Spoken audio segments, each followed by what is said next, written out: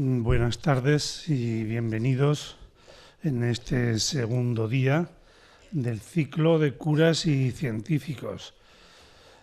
Vamos avanzando poco a poco y para hoy, en este avance que vamos haciendo, tenemos con nosotros a Guillermo Jiménez Gallego.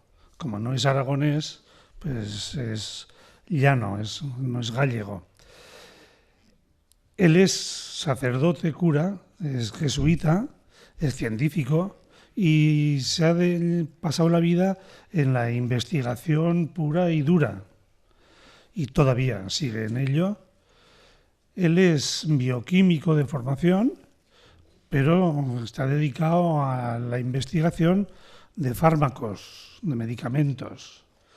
En concreto, bastante dedicado a los fármacos de la hepatitis, del SIDA y de estos campos. Por lo tanto, conoce muy bien lo que es el mundo de la investigación dentro de lo que es ese complejo mundo de los laboratorios farmacéuticos y de esas inmensas empresas que se dedican a sacar los medicamentos y que andan ahí en sus problemas de relación con los gobiernos, con las seguridades sociales y con los genéricos. Él nos va a explicar a qué se dedica, qué hace, qué cosas le surgen y nos lo quiere hacer de una manera muy breve. Él prefiere que en lugar de explicarnos un buen rato, ese mundo de la relación entre la fe y la ciencia tal como él lo vive, pues prefiere hacernos una introducción y que luego seamos nosotros, todos, los que le vayamos formulando preguntas en plan, yo diría que más que un diálogo académico, más en un diálogo casi de tertulia, ¿no? Así en tono más familiar de confianza. Que podemos hacerlo, tenemos siempre el micro a disposición de quien queráis participar y sin ningún problema. Yo tengo que darle públicamente las gracias. Guillermo ha sido siempre una persona muy dispuesta a venir a Zaragoza cuando se lo hemos pedido alguna vez. Nos conocimos ya hace años, ahora lo recordábamos, con un grupo de profesores de la universidad que ya estábamos interesados en este campo de la ciencia y la religión y desde entonces ha venido alguna otra vez a los ciclos que también en el Pinatelli se organizan sobre este tema. Pues Guillermo, muchas gracias. Seguiremos contando contigo si te dejas, si nos dejas y ya cuando quieras tienes la palabra, el micrófono, si le das al... Vale. Ahí, pues lo tienes ya preparado para ti y nosotros muy dispuestos a escucharte. Bueno, pues muchísimas gracias por la invitación y vengo con muchísimo gusto. Y me sorprendo que para un tema tan árido como este, pues se llene un salón como este. Eso habla muy bien de Zaragoza y del interés de los zaragozanos por la cultura.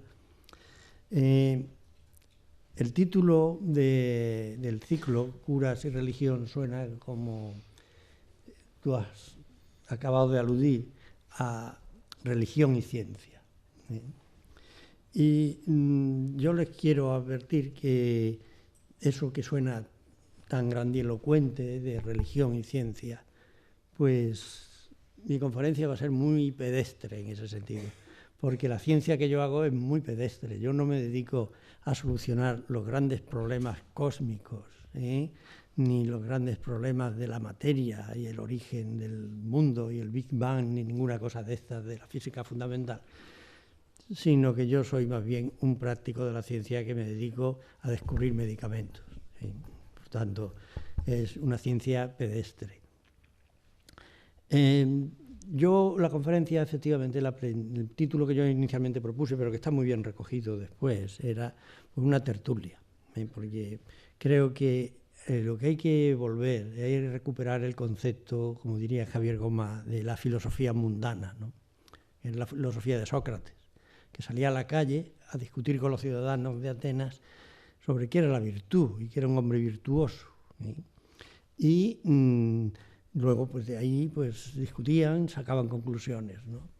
A partir de entonces, la filosofía entró en la vida académica y se convirtió, en fin, adquirió mucho más fuste, hizo grandes contribuciones a la sabiduría humana pero perdió este carácter que quedó muy relegado pues a las artes, ¿no? A la novela, a la pintura, a las leyendas, hoy al cine. Entonces, el hombre es que no puede vivir sin filosofía. O sea, eso es imprescindible. O sea, ¿por qué casarse? ¿Por qué tener hijos? ¿Qué régimen de vida llevar? Trabajar mucho, trabajar poco. Y lo malo es que si eso se deja al albur, pues de hoy día de los telefilms, que es lo que la gente bebe más, pues entonces se convierte en una filosofía pues, caótica y errática, ¿no? Conviene de alguna forma entonces recuperar pues eso que llama Javier Gomá la filosofía mundana. Y yo es en esa línea un poco en la que me quiero mover. Esto sería ciencia mundana, ¿eh? Y yo, para centrarles un poco y centrar la conferencia, voy a poner un PowerPoint breve, bueno, pues sobre la ciencia que yo he hecho. Esto yo soy el protagonista, ¿eh?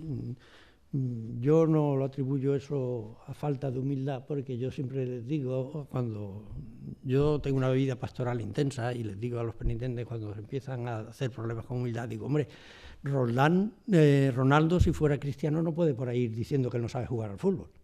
Lo primero que tiene que decir es que él sabe jugar al fútbol, ¿eh?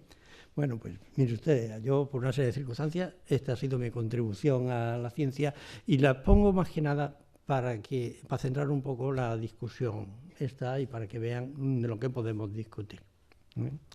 Yo me inscribo también en una corriente nueva entre los científicos, todavía no muy conocida, que se basa en la conciencia de que para la explicación del mundo la ciencia ha llegado al final. Y que, como ahora les citaré un artículo en la revista Nature, pues quizá la mejor del mundo, pues la ciencia tiene que reconocer la religión. Nosotros partimos de una religión que lo explicaba todo, y echando mano incluso de elementos científicos, como puede ser el principio de la causalidad y todo esto, a una religión que en la Ilustración pasa a ser cuestionada, se le reduce a nivel de patraña o de mito, porque se piensa que es que ahora ya la ciencia ha llegado a tal madurez que es la que puede explicar el mundo, que es lo que pasa con Laplace, cuando se entrevista con Napoleón y le presenta sus últimos libros de física y le dice Napoleón, pero estos libros de física por fuerza no pueden ser verdad, pues porque aquí Dios no aparece por ningún sitio. Y le dice, yo es que esa hipótesis no la necesito para nada. Eso es un cambio muy radical con Galileo o con Newton. En Newton él se consideraba filósofo, o teósofo, de hecho, y Dios aparece en la física de Newton.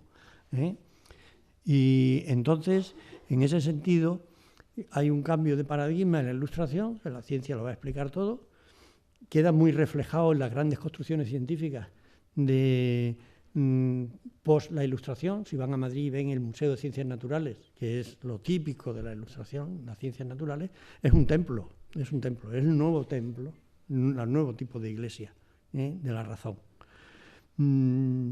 Eso es una idea que hoy día está en crisis, como tendremos ocasión de ver, y la ciencia hoy día, una vez que se ha descendido hacia los últimos estratos y a los fundamentos de la física pues, fundamental, el propósito del bosón de Higgs, es el artículo que voy a citar, dice, bueno, es que la ciencia correlaciona cosas a través de ecuaciones, pero explicación del mundo al hombre no le da ninguna explicación de por qué existe, de por qué no existe y a dónde vamos, y no lo puede dar, ¿vale?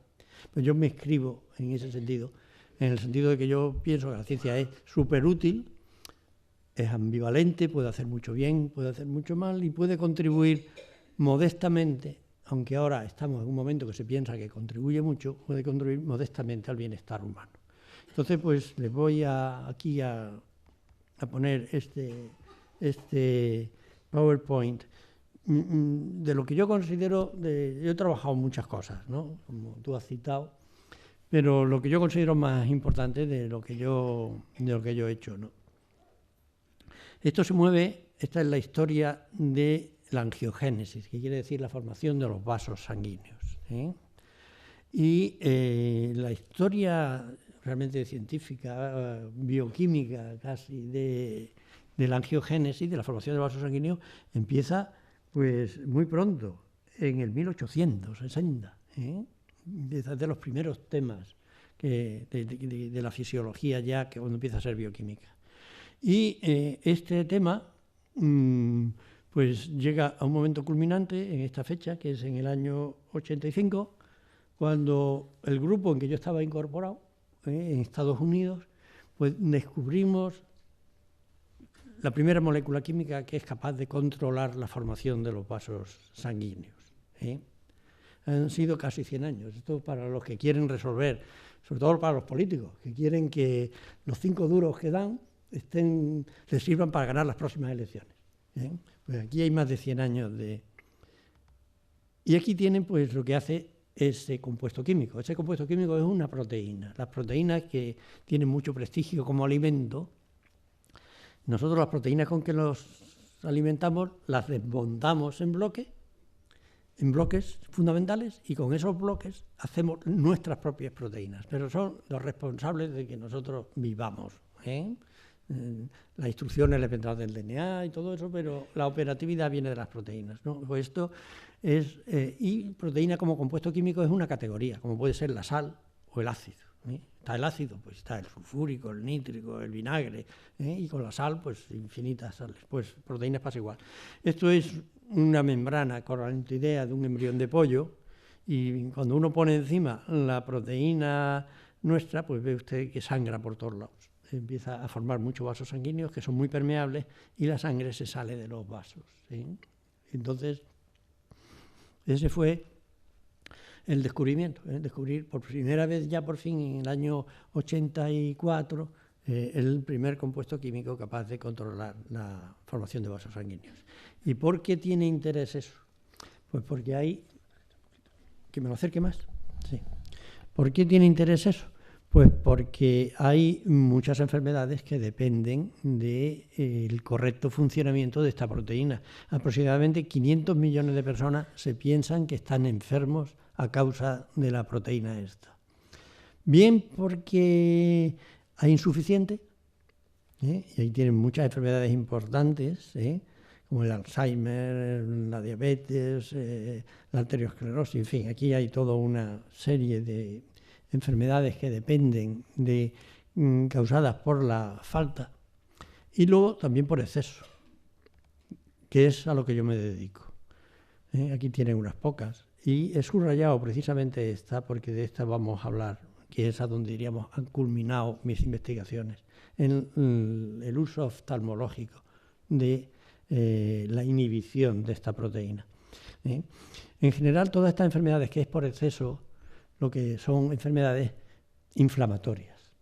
Todos estamos acostumbrados a ver que nos sale un grano, y aunque en la punta del grano hay un poco blanco de pus, el resto está colorado, porque se han formado vasos sanguíneos, angiogénesis. Y nos damos un golpe y se inflama, o hacemos un chichón y eso se pone colorado, porque es el proceso inflamatorio. Los procesos inflamatorios, lógicamente, son buenos, pero a veces se hacen crónicos, y cuando se hacen crónicos, pues entonces vienen enfermedades muy importantes, porque ya se realimentan a sí mismos. Bueno, ¿cómo funciona esta proteína? Miren ustedes, esto es como una célula. Ya saben que la célula tiene una membrana exterior, que es esto es un corte, ¿no? De la célula. Este es el núcleo. Aquí faltaría, pues, todo esto por aquí alrededor, ¿no? Pero yo lo he hecho por simplificar, y entre otras cosas porque no cabe en el ordenador. Entonces, todo esto son proteínas distintas de la célula. Y esto es una proteína especial que atraviesa la membrana y funciona como un teléfono de esos que hacíamos cuando éramos niños con 2 latas y una cuerda. Pues igual, funciona igual. Esta parte de aquí sería una lata, esta parte de aquí dentro sería la otra lata, y esto aquí pues sería la cuerda. Entonces, cuando nos damos un golpe, por ejemplo, pues se libera nuestra proteína y la tienen libre, y va por ahí, para allá, para acá, hasta que hace ¡pum! Y se pone en contacto con esta proteína que atraviesa la membrana, con el teléfono. y el teléfono inmediatamente transmite señales dentro, ven ustedes, y se empiezan a formar señales, y al final todo termina en que todo termina en la angiogénesis, que se forman vasos sanguíneos, como hemos visto, y como he dicho el grano, como he dicho el golpe. Como he dicho muchas veces, la inflamación hay que cortarla, por eso tomamos, por ejemplo, la aspirina, o cualquier otro antiinflamatorio, porque se realimenta a sí misma y entonces produce daño. Entonces, si nosotros queremos pues cortarla, ¿qué solución tenemos? Pues sencillamente que no haya esa interacción. ¿Y cómo podemos hacer que esa interacción no la haya?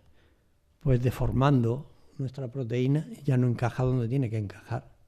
Es como si yo a una llave le limo unos cuantos dientes, pues ya la llave no abre la puerta. Una vez que la proteína no encaja, aunque se haya liberado, lógicamente no hay señales y no hay angiogénesis. Ahora nos vamos a fijar un momentito en esta parte de aquí. En nuestra proteína no deformada, que aquí está deformada, unida a la proteína esa que hace de teléfono. Ahí la tienen. Esto es un dibujo. La forma real, pues es esta. Y aprovecho para decirle que esto todo que ven aquí son átomos, átomos de hidrógeno, átomos de oxígeno, átomos de azufre, átomos de nitrógeno.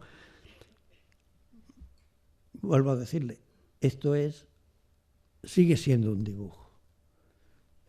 Esto nos ayuda, como van a ver, para manejarnos. Esto no es un dibujo inventado como este de aquí arriba, no es inventado, está sacado de difracción de rayos X, pero sigue siendo un modelo para visualizar lo que no es visualizable. Si las proteínas realmente fueran de esta forma, nosotros no nos pondríamos enfermos nunca. Y si el DNA fuera como la hélice esa que dibujan, nunca nos pondríamos enfermos. Esto es una aproximación. Entonces, para que vean cómo es esto, pues ven, este conjunto, que aquí yo lo he dibujado pues con dos colores, pues realmente, porque yo le digo que son dos cosas, si no ustedes pensarían que es una proteína, un compuesto químico muy complejo y de forma muy rara. Lo ven ahí. Entonces, lo mejor es echar mano de los colores y ahí ve uno las dos partes. Esta parte sería la parte, diríamos, que hace de teléfono y esta es nuestra proteína. Y lo que le quiero señalar aquí es que fíjense cómo tiene que encajar para que esto funcione. No hay cerrajero que haya sido capaz de hacer una llave que encaje con esa precisión, que eso encaja, y de un encaje tan complejo. ¿Ven? Y esta es nuestra proteína. Como ven, esto interacciona muy profundamente y ahora lo vamos a ver, nuestra proteína es toda esta parte, la parte que queda encajada en la otra. Y aquí la tienen. Esta es toda la parte encajada en la otra. Fíjense la complejidad del encaje, de interacción tan profunda. Pero insisto, esto es un modelo que nos sirve para trabajar y de hecho nos ha servido para inventar un medicamento. Pero pretender que la realidad es así, esto es lo que hoy día está en crisis y no se puede defender. Entonces, ahora lo que se trata es de hacer que esta no encaje, de deformarla. ¿Y esto cómo se consigue? Pues esto se consigue uniendo esta proteína, este compuesto químico, a otro compuesto químico más pequeño que lo deforma. Y eso es una medicina. La aspirina lo que hace es que se une a otra proteína que se llama la COX, la deforma y deja de funcionar y a nosotros nos deja de doler la cabeza. Eso es la base de los medicamentos. Entonces, esto fuera, ya lo hemos visto. Este es el compuesto que después de 25 años fuimos capaces de diseñar. Esto no es que una mañana al levantarme a mí se me ocurrió, voy a inventar este compuesto químico. Fueron 25 años de perseguir el compuesto. Empezamos por compuestos muy complejos, muy malos, que tenían muy poca actividad, que tenían mucho efecto secundario, hasta llegar a un compuesto que funcionaba, que es este. Que, por cierto, además es muy parecido a la aspirina. Muy parecido a la aspirina. ¿Y cómo funciona ese compuesto? Pues mira, aquí tienen la proteína representada de otra forma y aquí tienen el compuesto. Y aquí lo tienen, cómo funciona. ¿Ven ustedes? Cuando se unen, fíjense cómo hace que la proteína se deforme.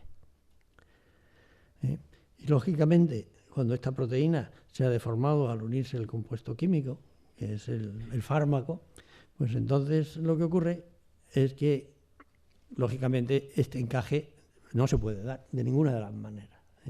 Y entonces, pues aunque se libere esta proteína porque nos hayamos dado un golpe, pues esto no tiene ningún efecto. Como le digo, lo malo es no cuando se libera porque no hemos dado un golpe y hace la función que tiene que hacer, sino cuando a veces ella misma provoca que se sintetice más de ella. Ya entra en una especie de retroalimentación. Y entonces eso hay que cortarlo, porque si no lo cortamos, pues acabamos en cáncer, en tumor, en úlcera, en cualquier cosa podemos terminar. Y en concreto, pues en problemas de ojos, que es la aplicación inmediata. Esto puede ser que tenga más aplicaciones, pero la aplicación más inmediata que tiene es en oftalmología.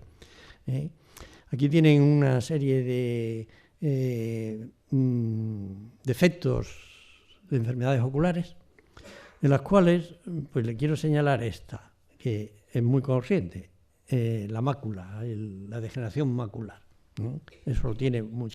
Veis que es del 11 al 28% de los pacientes mayores de 65 años sufren de degeneración macular.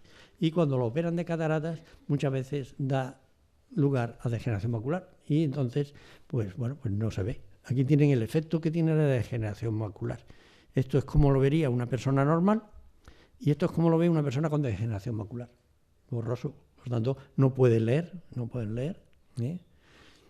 Mi madre, que tiene 28 años, pues está así. Lo que pasa es que ya está demasiado mayor para aplicarle el fármaco, desgraciadamente. He llegado tarde. Y aquí tienen lo que sería un ojo cortado. Bueno, ya sea la idea. Está la parte frontal con la pupila, la córnea, el iris, la lente. Y esto todo que está aquí en negro es la retina. Lo que está por dentro de negro. Esto es la retina. Y la retina tiene una parte crítica, que es esto que se llama la fóvea, que ven que es un huequecito aquí, ¿ven? Este hueco de aquí. Y aquí es donde nosotros vemos más. Lo que nosotros vemos se enfoca aquí en la fóvea, que centra la mácula. Entonces, ahora vamos a ver ya un ojo real. Esta es, ¿ves?, la fóvea y la mácula de un chico joven. Y tiene esta forma. Estas son las células de la retina. Y aquí hay una cosa muy importante, esto que ven aquí rojo. Esto se llama el epitelio pigmentario, que viene a ser como el riñón del ojo. El ojo tiene su propio riñón para que en el líquido que hay dentro del ojo no se acumulen sustancias tóxicas. Pues bien, la inflamación, que se produce muchas veces por la edad, por diabetes, por una operación de cataratas a veces, fíjense lo que hace con la fóvea y la mácula. La despega, esto está a punto del borde del desprendimiento de retina y se ha cargado el epitelio pigmentario, que prácticamente no existe. Con lo cual, esa especie de riñón no funciona y entonces, pues, ahí es cuando entra el círculo vicioso de la inflamación. Porque entonces, como no funciona, se acumulan más productos tóxicos y entonces se produce más de nuestra proteína para intentar arreglarlo y ahí ya la cosa va mal. Entonces, ese compuesto que ustedes han visto antes, pues es tremendamente eficaz en estos casos. ¿Ve? Esta es la retina del chico joven, de 15 años. Esta es la del enfermo. Ven ustedes cómo están. Y esto es cómo está la retina del enfermo un año después del tratamiento, que está prácticamente igual que el del joven.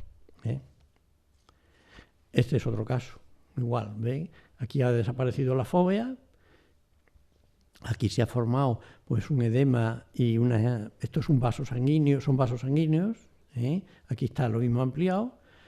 Esto es con nuestro tratamiento y esto es me parece que es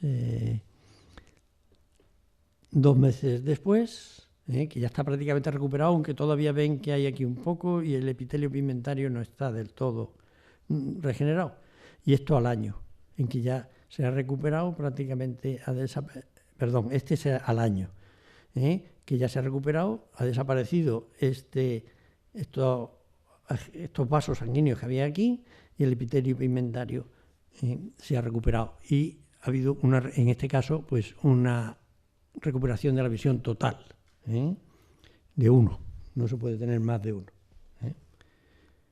Bueno, pues este es el tipo de ciencia que un servidor hace. O sea, yo no resuelvo ni las grandes constantes cosmológicas que explican el Big Bang, ni ninguna cosa parecida, sino que lo que hago es, pues, tratar de entender desde un punto de vista químico una visión química de la naturaleza, como puede haber otro tipo de visiones, y utilizar esa visión química para diseñar medicamentos. Ese es mi tipo de ciencia.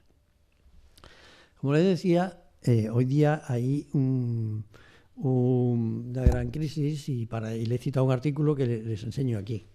Esto está publicado en la revista Nature, está publicado a final del año pasado, cuando se demostró que el bosón de Higgs era verdad. Y que es un gran físico americano, pues dice que aunque se haya descubierto el bosón de Higgs, pues eso no quiere decir que la religión tenga que justificarse delante de la ciencia, porque si ustedes, desde la Ilustración acá, cuando se cuestiona la religión y se le dice que es una patraña y que la solución está en la ciencia, todo el esfuerzo de los apologetas ha sido demostrar que la ciencia puede incorporar a la religión y que también, pues, no está en contradicción.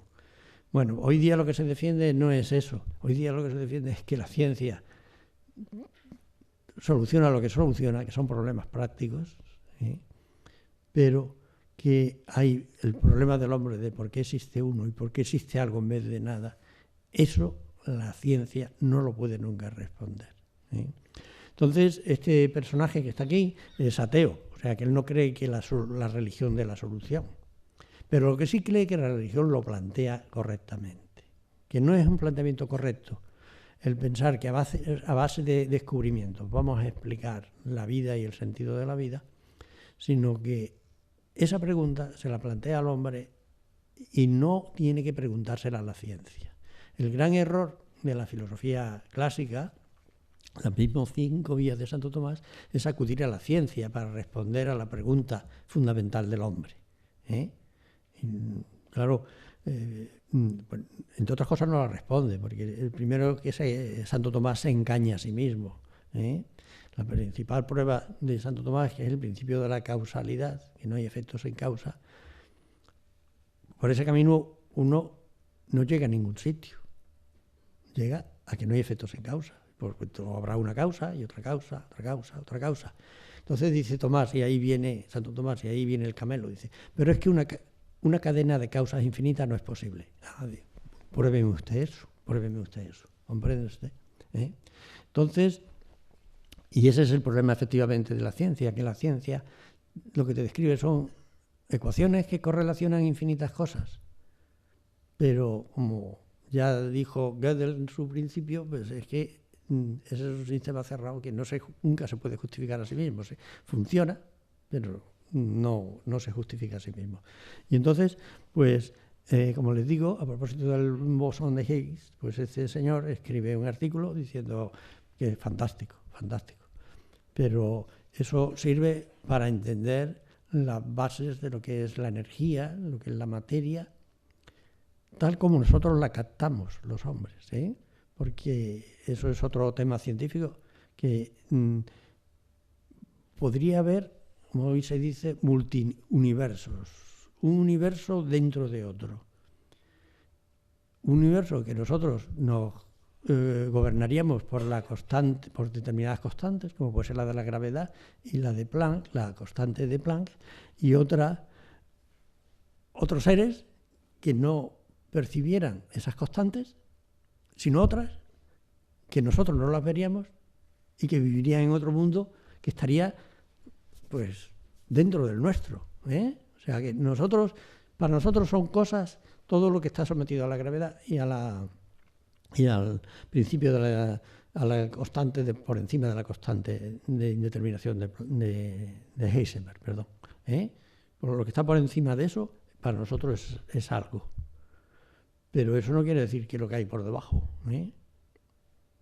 Entonces, ¿esto qué quiere decir? Bueno, pues que el mundo de la ciencia sirve para el mundo que nosotros captamos fundamentalmente por nuestros sentidos, ya sea directamente o indirectamente, pero que hay cosas que nosotros no podemos captar por nuestros sentidos, que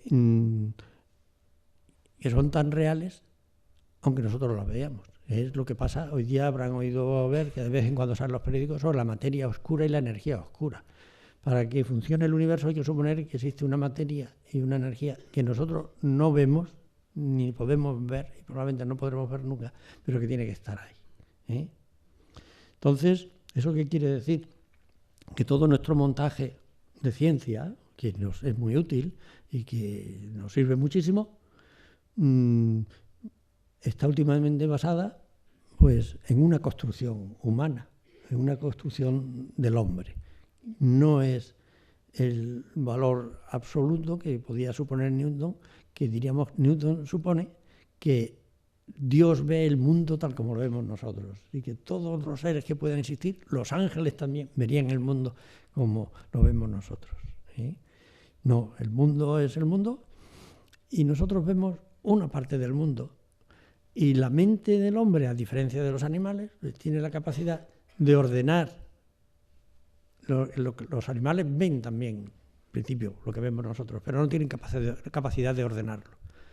Y nosotros lo ordenamos y gracias a ese orden, eso es la ciencia, pues podemos manejar el mundo, inventar informática, ir a Marte, ir a la Luna, y hacer volar aviones, y toda la maravilla que supone la informática, hacer fármacos, etcétera, y hacer la bomba atómica también.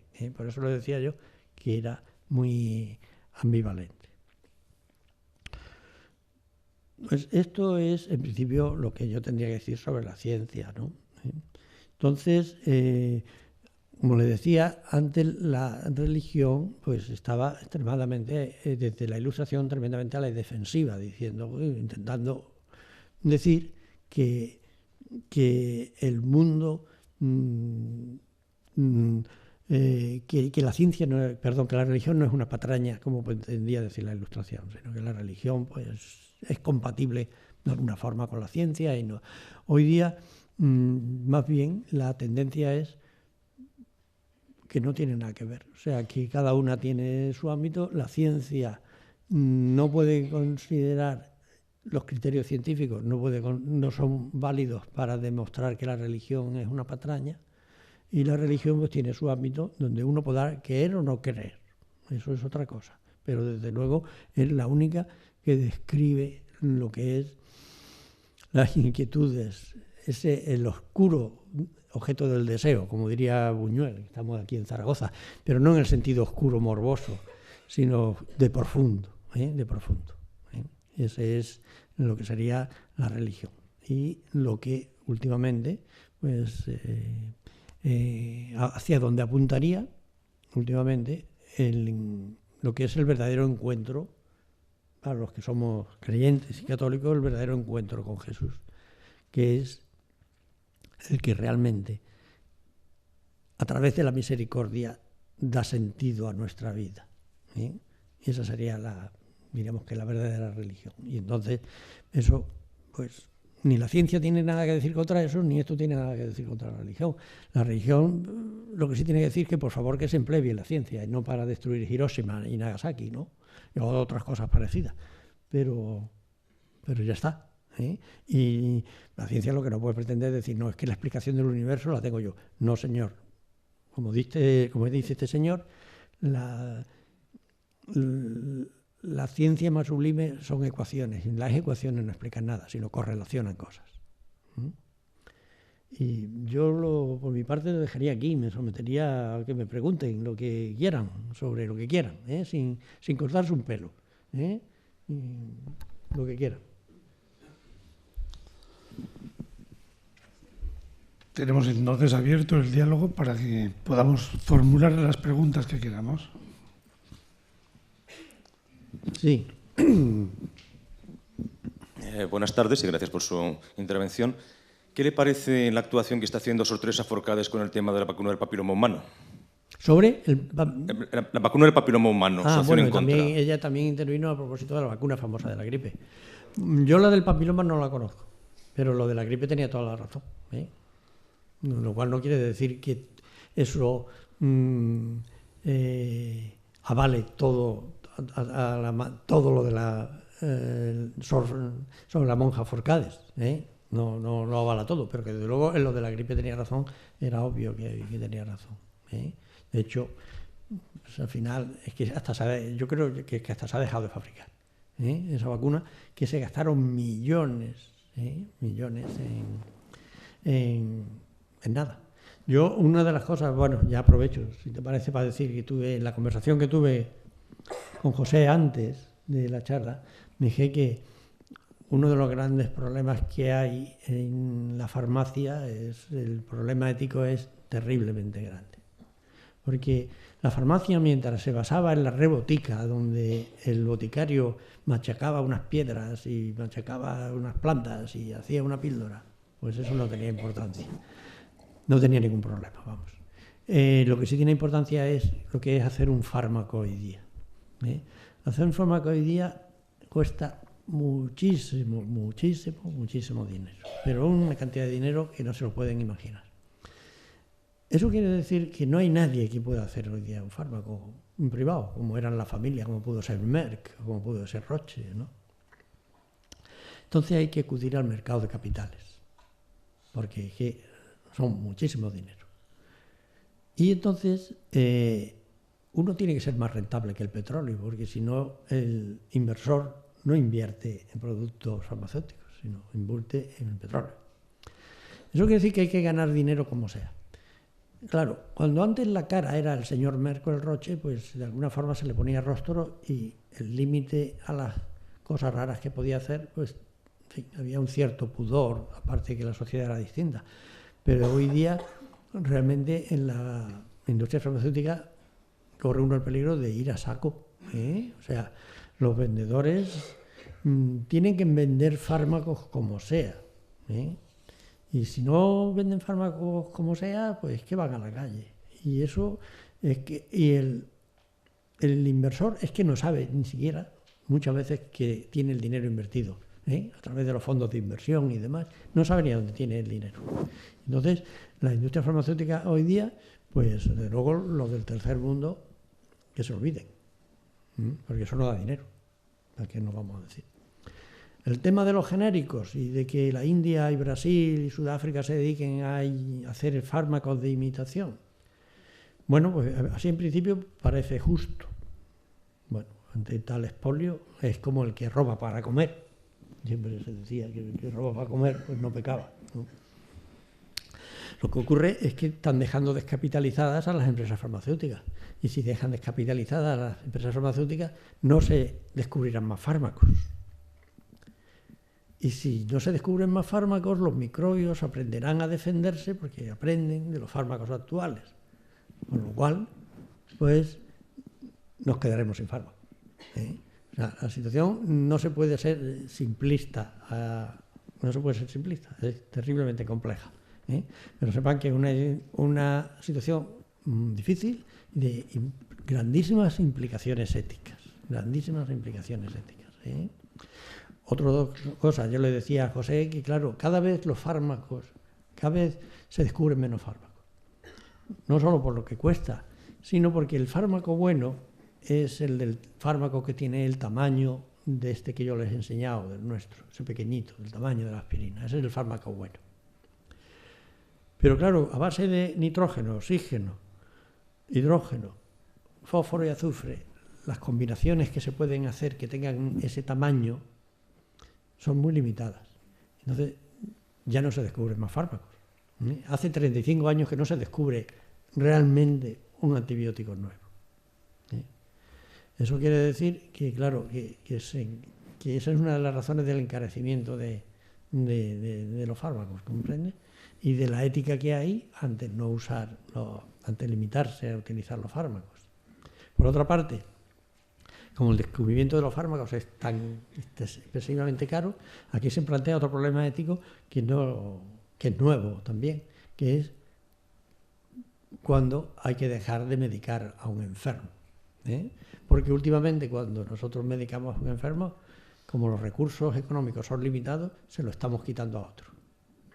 Lo que no podemos tener es la medicina más cara del mundo y las escuelas mejores del mundo. Eso es imposible, no tenemos dinero para eso, el mundo no tiene dinero para eso. Entonces, bueno, ya he visto países que son muy fríos y muy poco emocionales como somos nosotros, como es Inglaterra. Pues Inglaterra, el que luego tiene un cáncer porque ha fumado, ese ya sabe lo que le espera, que es irse para el otro barrio cuanto antes.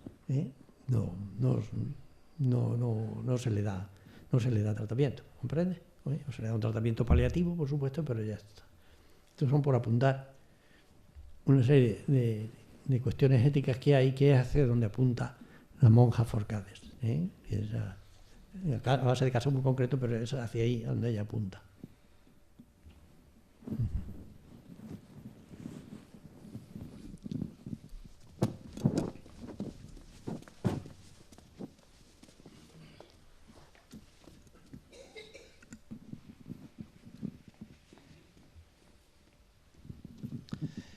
Al hilo de lo que has puesto y de lo que ahora comentaba, le pregunto, ¿qué diferencia hay entre los medicamentos genéricos y los otros que no son genéricos? Le voy a decir el último caso mío. Yo tengo una sordera bastante pronunciada, sobre todo el oído derecho, lo tengo perdido prácticamente. Y estuve un año, incluso hasta con vértigos de Meniere, etcétera, fatal.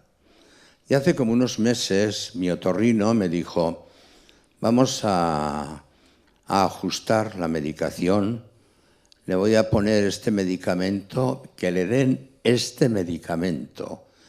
No el medicamento genérico, sino el medicamento, vamos a decir, auténtico.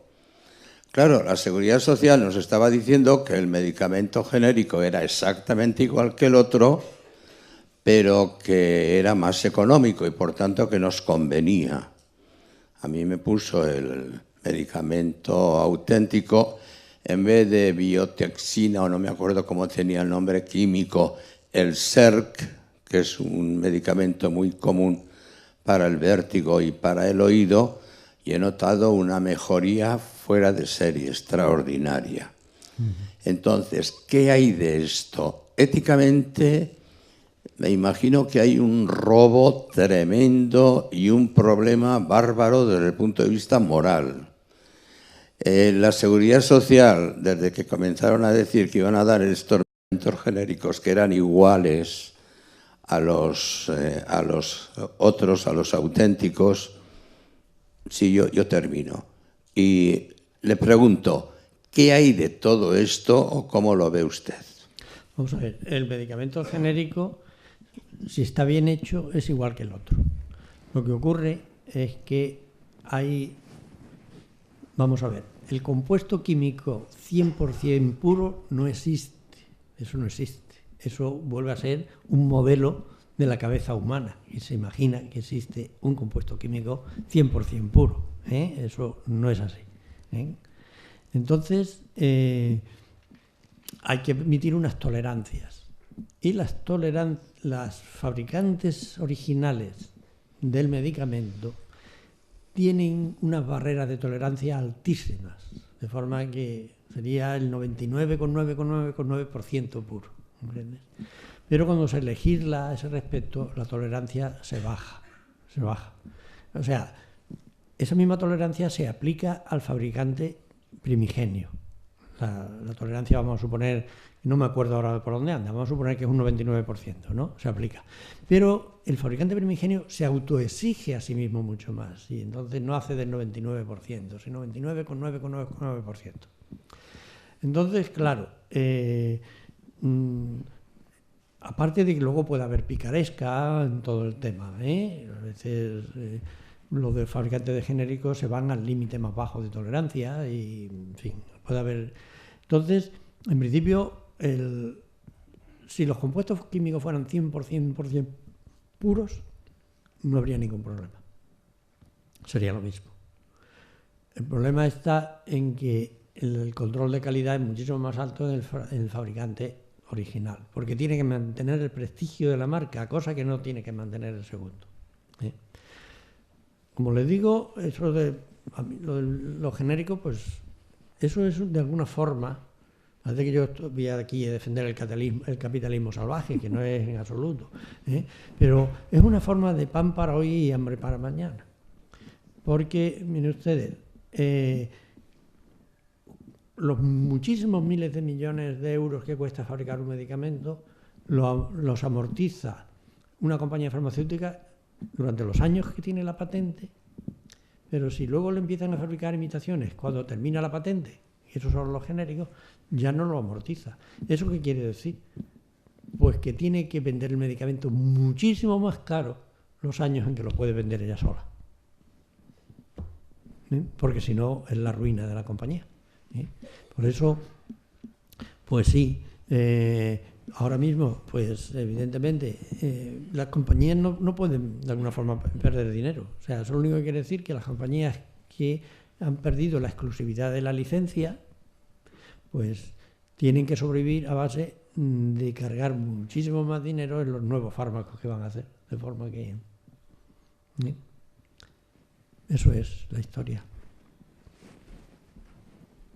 Sí.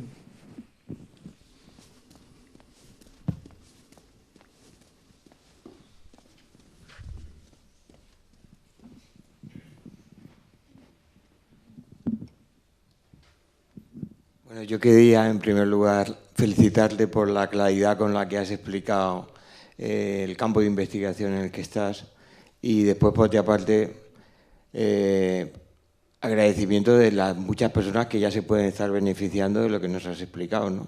Yo creo que en nombre de todos ellos, pues creo, aunque hayas recibido algún testimonio, creo que todos los que te hemos oído, pues tenemos que dar las gracias por solidaridad humana, ¿no? De que con 25 años de trabajo lleguéis a esa proteína y esté ayudando a tantas personas a mejorar en su situación. Pero ya yendo al tema de la conferencia, bueno, yo creo que has puesto un ejemplo muy claro de cómo es el método científico en ese campo de la investigación de los fármacos y tal. Y que, efectivamente, la ciencia se fundamenta en, con la luz de la razón, observar los fenómenos y ver las relaciones que hay entre ellos y ir explicando cómo son esas relaciones, ¿no? Entonces, pasando al otro campo, el de la religión, y dada tu condición de jesuita, bueno, ¿cuáles son las herramientas para poder moverse en ese campo? La intuición, el amor, en fin, no sé, háblanos un poco, dada tu condición. También tiene que ser razonable la fe, es decir, creo que también la fe tiene que, ahora, no como Santo Tomás, es decir, aspirar a ello, pero también tiene que ser razonable. Pero además de la razonabilidad, no racionalidad, sino razonabilidad, pues creo que hay otras componentes que también son dimensiones del ser humano, ¿no? Que tiene que ver, no sé si con las emociones, con la intuición, con el amor. Háblanos un poco de cuáles son esas herramientas que tú mismo, en fin, vives y piensas sobre moverse en ese campo de la religión, ¿no? Sí, yo te agradezco mucho la pregunta porque si no me la iba a hacer yo. Porque digo, aquí tiene que salir la segunda parte. Parece que si no, que yo he metido de matute una conferencia, un seminario científico. No, vamos a ver. Yo cuando empiezo con la ciencia, yo procedo de familia muy de ingenieros y eso un poco se nota en el tipo de ciencia que yo hago, ¿no? Será ingeniería química, o será, pero al fin y al cabo eso se nota. Yo cuando empiezo con yo fui desde siempre científico del colegio y todo esto, y cuando ya en la Compañía de Jesús pues me proponen, o yo incluso me ofrezco a hacer ciencia, yo estaba todavía bajo el paradigma, diríamos, de la Ilustración. Recientemente se había descubierto el DNA, recientemente se había logrado desmontar un virus y convertirlo en materia inerte y volverlo a montar y volver el virus a infectar, el virus del mosaico del tabaco. Entonces, bueno, pues estaba la gran figura de Teilhard de Chardin detrás, En que, claro, el taller de Chardin une ciencia y religión, porque últimamente la ciencia termina en religión. Eso yo creo que eso hoy en día no es defendible, pero era, y nos deslumbraba a todos, ¿no? Y entonces, pues, ya no era solo la evolución, sino era bajar a las bases moleculares de la vida, ¿eh? Y por ahí íbamos a explicar la vida, pero además por ahí tenía que ir la nueva religiosidad. Y yo entro en ese terreno así, con ese idealismo del que, bueno, con el tiempo, con las lecturas, con la reflexión, con hacer ciencia, pues yo, bueno, últimamente me doy cuenta de que lo que yo estoy haciendo es manejar como diría Kant, un ignotum X, que lo puedo manejar a mi provecho, pero del ignotum no sé nada. ¿Comprendes? Eso es, que es lo que dice este artículo también de alguna forma, ¿no? Entonces me doy cuenta de eso y entonces, bueno, pues sigo haciendo ciencia porque me gusta, porque me han destinado a eso, porque ya soy catedrático, porque ya soy... todo esto hay que verlo además en el contexto un poco de la Compañía de Jesús. Vamos a ver, el ser sacerdote de la Compañía de Jesús, eso lo tiene muy claro San Ignacio. Cuando va escribiendo las constituciones que le ayuda a Polanco, ahí iba tomando notas sobre preguntas que le hacía a Ignacio, porque las redactaba Polanco, ¿no? Y entonces en la Dubiorum Series par sexta trata de este tema y le pregunta a San Ignacio. Y San Ignacio le dice, no, es que la acción presbiteral de la compañía no es de cada uno, sino es del conjunto. Y por eso unos son predicadores, otros son teólogos, otros son matemáticos, como le pasaba a Clavius, porque entonces había ahí una cosa difusa entre la filosofía y la filosofía natural y las matemáticas, todo eso era todo un revolutum, ¿comprende? Pero hay que verlo también en ese contexto, yo habré hecho menos pastoral, pero bueno, para eso hay otros que hacen más pastoral, pero yo contribuyo, por lo menos he pretendido contribuir a que esa pastoral sea pues más profunda, porque captar este problema de la religión y la ciencia, o se hace ciencia o no se capta. Es muy difícil que uno sepa lo que se trae entre manos si no hace ciencia. Entonces, es también en ese contexto en que yo tengo que dar mi testimonio. O sea, yo es que el sacerdocio está vivido dentro de la Compañía de Jesús, en que San Ignacio dice que es la suma de los vectores individuales que da un vector único, que es la acción pastoral. Aparte de que yo he tenido directamente también acción pastoral directa y la sigo teniendo. Pero va por ese camino. O sea, yo creo que si yo he permanecido en la ciencia es porque siempre he creído necesario que entender bien lo que era la ciencia, porque hoy día en un mundo que vivimos tanto de la ciencia y que se ha argumentado y se argumentan tantas cosas en base de la ciencia, hay que saber lo que es eso. Y para saber lo que es eso hay que estar ahí dentro. Pero yo, como les digo, últimamente, pues eso está siempre enmarcado. O sea, esto les hablo de mí, vamos, o sea, porque creo que de esto se trata. Yo, para mí, el encuentro personal con el Jesús histórico es absolutamente fundamental. Porque... como dice al final del Evangelio de San Juan, el Evangelio del prólogo del Evangelio de San Juan, dice, a Dios no lo ha visto nunca, pero ahora estoy glosando. Ahora lo vamos a ver.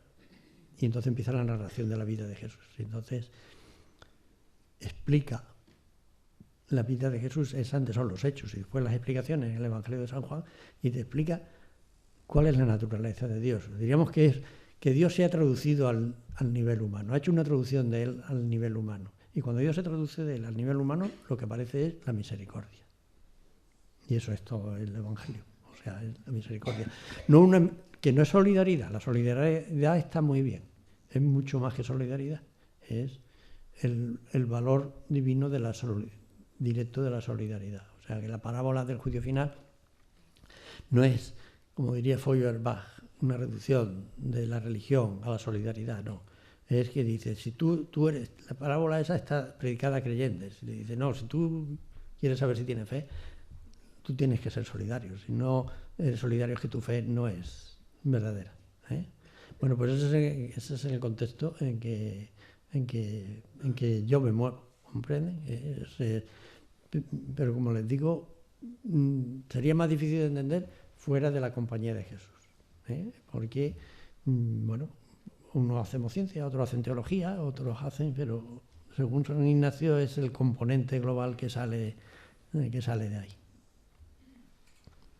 Buenas tardes. Mire, yo repito lo del señor anterior. Nuestro agradecimiento por su investigación en estos tiempos tan difíciles. Yo voy a hacer una pregunta, pero no quiero que se preocupen los que tienen que operarse de cataratas. En una operación de cataratas se produjo una embolia que llegó a la arteria retiniana y la mácula quedó afectada.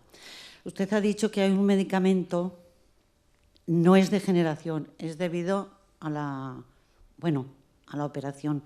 ¿Este medicamento está al alcance? ¿Se puede aplicar? Esta pregunta, a ver si me la puede contestar. Sí, vamos a ver. Este medicamento ahora mismo nada más que se aplica en una clínica de Madrid. O sea, porque está todavía... Estos son casos humanos, lo que yo he puesto aquí. Y están publicados además en el British Medical Journal.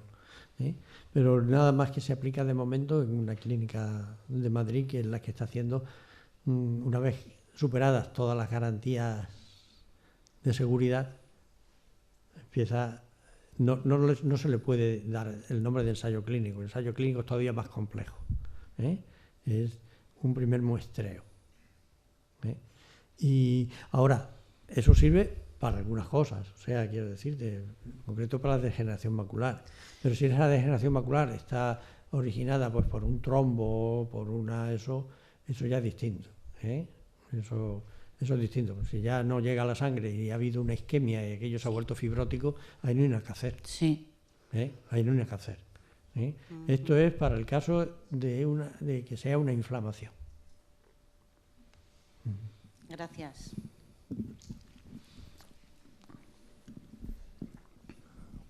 Me uno también a los agradecimientos, porque realmente ha sido interesante su exposición.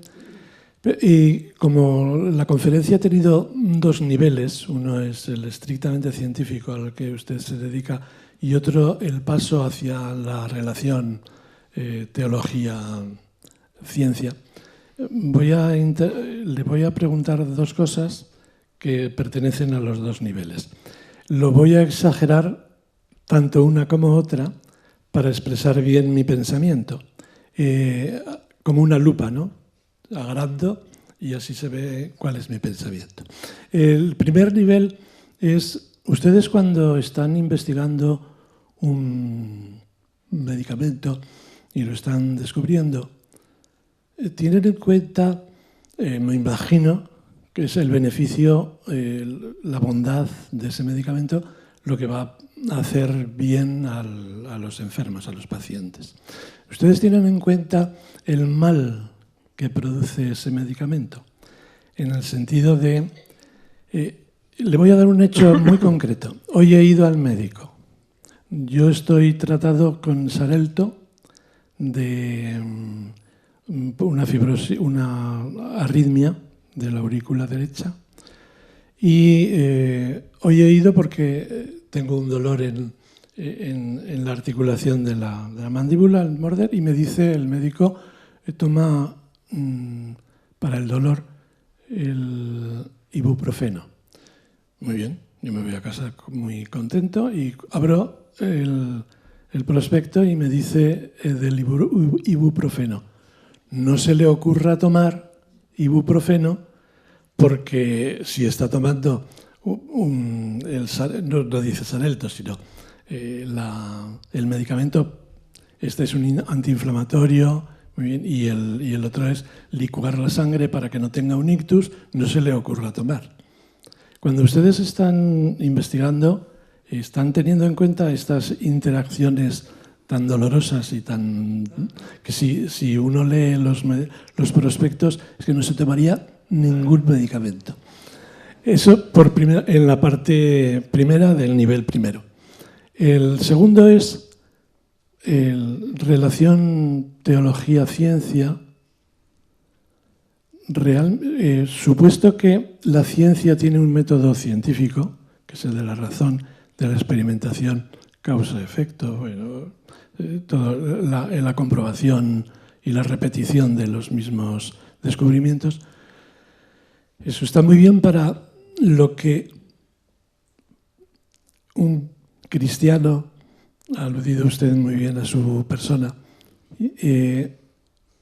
tiene como que Dios ha creado eso, pero prescindiendo de que si Dios ha creado o no ha creado, lo que Dios ha creado o lo que tenemos y que investigan los científicos con el método científico, es posible que yo pienso, y por eso digo que lo voy a exagerar, posiblemente sea molesto Dios para el científico. Quiero decir, el hecho de que el científico vaya a encontrar a Dios o le moleste o su método científico esté contaminado por la fe o por el hecho de que alguien ha hecho eso, no es molesto. Quizá Dios no perjudica al científico. Bueno, vamos a ver. Cuando nosotros decimos que Dios hace el mundo, tenemos que tener mucho cuidado de no aplicar el concepto de causa eficiente, tal como lo entendemos en ciencia, a Dios.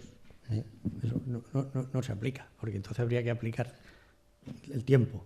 O sea, que el mundo depende de Dios, por eso yo, más que Dios hace el mundo depende de Dios, pero esa dependencia, ¿cómo se traduce? Hay un libro que se ha publicado ahora recientemente que tiene un título muy sugestivo, que es de este Javier Gomá, que yo he citado, que se llama Necesario pero imposible. Y yo creo que es un gran título. Es un título que trata precisamente sobre el problema religioso, en concreto sobre Jesús y la esperanza. Este es un filósofo que no es cura ni nada, es el director de la Fundación Marc. Entonces, para el hombre es absolutamente necesario Dios, pero para que cubra el hueco de esa necesidad, Dios tiene que ser imposible. Eso está en el libro de Job, al final. El libro de Job acaba así. Dios es necesario, pero puede cubrir mi necesidad en la medida que escapa a las dimensiones de espacio-tiempo. Y con eso, al decir que escapa de las dimensiones de espacio-tiempo, escapa ya totalmente del hombre. Por eso la encarnación. Jesús es, de una forma misteriosa, una traducción, como he dicho, de Dios a estas dimensiones espacio-tiempo. Y cuando Dios se presenta en estas dimensiones espacio-tiempo, ¿qué captamos de la naturaleza de Dios? Pues que es misericordia. Entonces, en ese sentido, pues eso, si uno tiene, claro, vamos, que no todo el mundo lo tiene, ni ha tenido la suerte de tenerlo, el concepto de Dios, pues uno hace ciencia y eso no es ningún problema. Eso no es ningún problema. Porque no entendemos a Dios como causa. Otra cosa ya son los milagros, entraríamos en el terreno de los milagros, pero en la vida ordinaria la acción de Dios sobre el mundo no es como una causa más del mundo. No es como la temperatura del Atlántico que provoca que haya un ciclón. ¿Comprende? No. El mundo depende, pero Dios es inconcebible. Y solamente es concebible porque Él ha decidido revelarse a sí mismo en Jesús. Y al revelarse a sí mismo en Jesús y traducirse al espacio-tiempo, pues lo que vemos es que la naturaleza de Dios pues, es misericordia. Eso es por ese lado. ¿Vale? Y luego, con respecto a la primera pregunta, mire, no hay compuesto químico que no haga daño. Ninguno. El pan nos hace daño. Como nos pasemos comiendo pan, nos ponemos malos. El compuesto químico. Y nosotros nos morimos, en parte, los compuestos químicos que comemos y necesitamos para alimentarnos. O sea, no hay compuesto químico inerte. Por tanto, primero, de ahí se siguen dos consecuencias. Que uno debe tomar los menos fármacos posibles. Pero a veces hay que tomarlo, no hay más remedio. Pero hay que tomar los menos fármacos posibles. Primero. Segundo, siempre tiene que ser consciente de que la seguridad 100% no existe. Eso es un mito.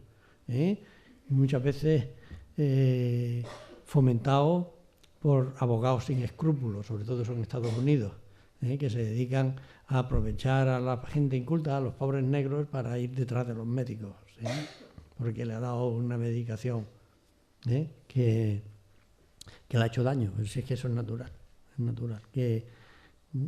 Luego, además, tengan en cuenta que los medicamentos muchas veces no hacen daño por sí mismos, sino porque el medicamento en nuestro organismo se tiene que descomponer, y el hígado es el gran descomponedor de medicamentos. Y no hay cosa más variada que el sistema de descomposición de productos químicos. Es mucho más preciso que la huella dactilar. Así como la huella dactilar no se repite, pues igual pasa con el mecanismo de descomposición de productos químicos del hígado. Cada persona lo tiene. Por eso a una persona le sienta un medicamento estupendo y a otra no.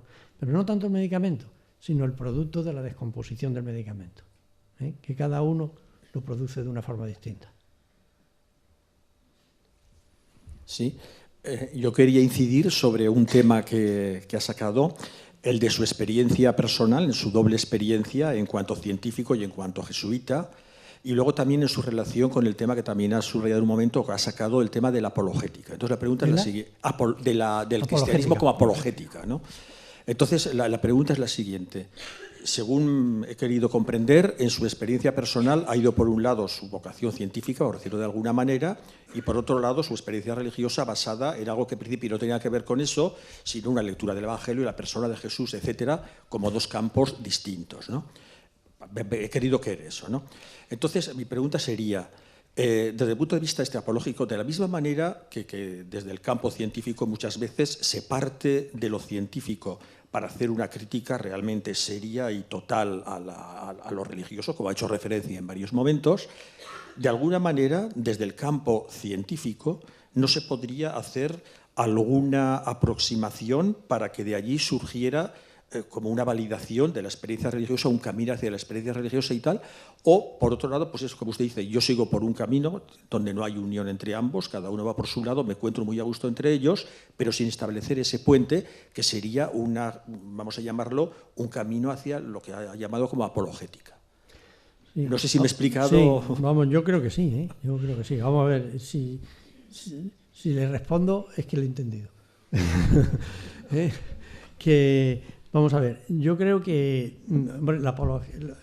hay una apologética que es entrar de frente a decir, a intentar. Me acuerdo cuando yo estaba en el bachiller que el libro de religión dedicaba páginas y páginas a decir que la teoría de la revolución era mentira. Que si el hombre no esto, que si el ángulo facial del mono y toda una serie de cosas. Claro, eso quiere decir que nada más que había mirado, por favor, al hombre ario. Porque el chino no tiene el ángulo facial que tiene el hombre ario, ¿no? Y no se aplicaba toda aquella argumentación. Bueno, quiero decir que hay una apologética de este tipo, que era de defensa o de atacando de frente, ¿no? Y otra apologética que es más sutil, que es, tratando de poner la religión, de comprender lo que es la religión y ponerla en su sitio. Esa es la mejor apologética que hay, ¿comprende? En ese sentido, pues lógicamente la ciencia ha sido un elemento extremadamente valioso para llevar la religión a su sitio. Segundo, la religión no es acientífica tampoco, en el sentido de que la propia religión es susceptible de un análisis histórico y científico, ¿comprende? Lo que ha sido la historia. Y de esa forma últimamente es un conocimiento del hombre, ¿comprendes? Y del hombre y de sus preguntas, del hombre y de sus preguntas.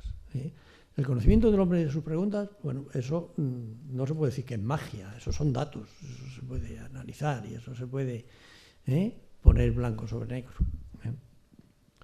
Pero lo que no se puede decir es que eso es una patraña, es una herencia torcida del pasado, eso es un tiempo mágico que tiene que desaparecer.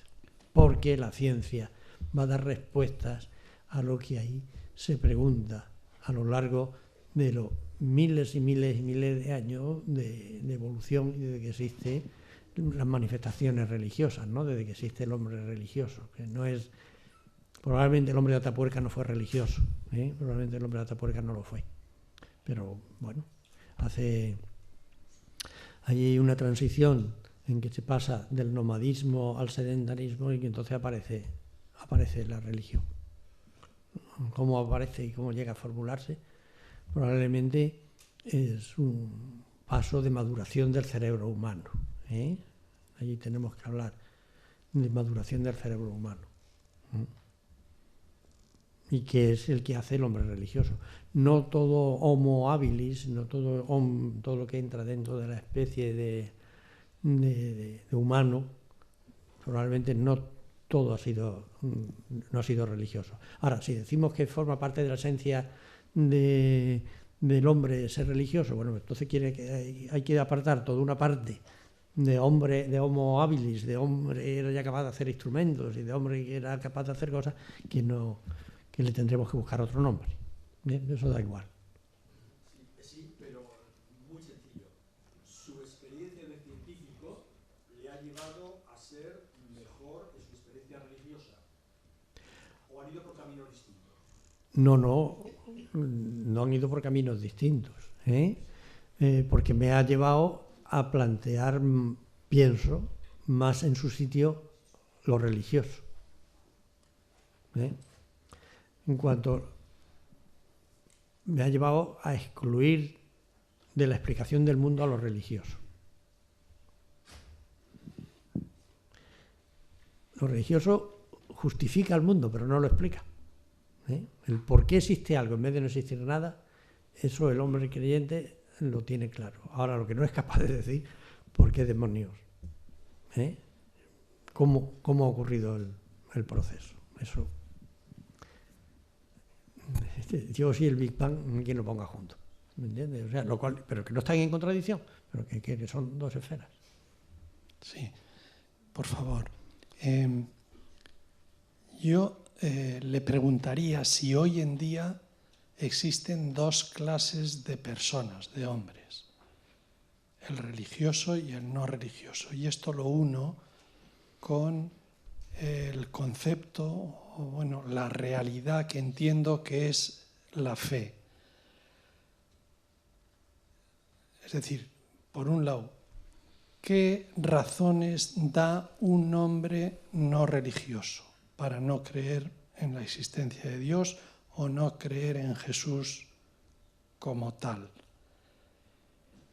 Y en segundo lugar, eso supongo que está relacionado con lo que yo entiendo que es la fe, que es una noticia recibida, y entonces tenemos que analizar al testigo, al que nos transmite, para ver si es fiable o no, y a la noticia para ver si es razonable o no. Entonces, esto es lo que a mí me preocupa, me interesa. Es decir, ¿qué razones puede dar una persona que no cree en Dios o en Cristo Jesús?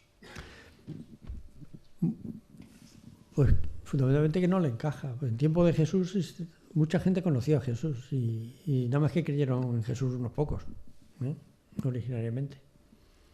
Ahí entramos en el misterio de la gracia y todo ese tema, ¿no? Pero claramente, como les digo, hay que acudir a la parábola aquella de los viñadores, ¿no? De que todos cobraron igual, tanto los que habían trabajado todo el día como los que no habían trabajado. ¿Comprende? O sea que El científico que no... Bueno, puede uno utilizar frases despectivas, ¿no? Es decir, el científico que no es un iluminado, bueno, pero yo es lo que tiendo a decir, porque en eso soy más bien muy... En fin. Pero en general, yo creo que el científico hoy día, el científico honesto, no dice que la religión es una patraña. A lo mejor dice Carl Sagan o alguno de estos, pero el científico normal, lo más que te dice, pues me parece interesante, ojalá yo me creyera eso, porque le daría mucho más sentido a lo que estoy haciendo. ¿Pero por qué no lo creo? Bueno, pues porque últimamente la fe es un don. Últimamente la fe es un don. Y encontrarse con Jesús, no solo hay que encontrarse con Él, sino que hay que encontrarse con una actitud que te haga reconocerlo como hijo de Dios. Y eso es lo que le pasaba a los fariseos. Los fariseos eran buenísimos, pero no fueron capaces de reconocer al Hijo de Dios en Jesús. Echaban los demonios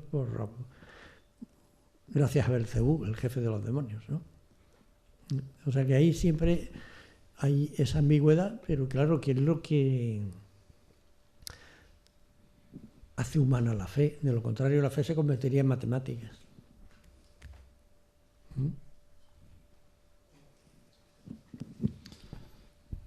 Yo he recibido la fe por transmisión.